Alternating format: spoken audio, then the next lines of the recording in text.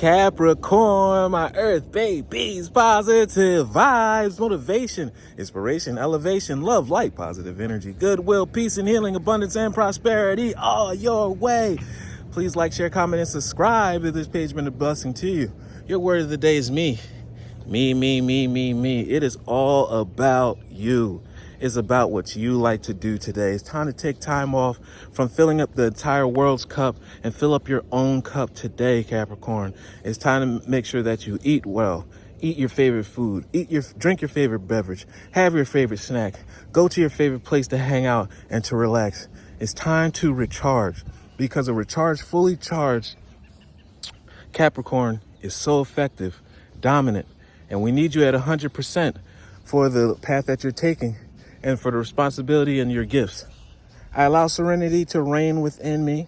I love, and the love I have for myself invites harmony to settle within my being. When you have a you day, a pamper you day, go to the spa, there's no way that you can't feel good. You have to take care of yourself, and your body shall repay you with gratitude. I listen to and I honor and strive to fulfill the needs of my soul, my mind, and my body. Love one another. Be kind to one another. Love yourself. I love you too.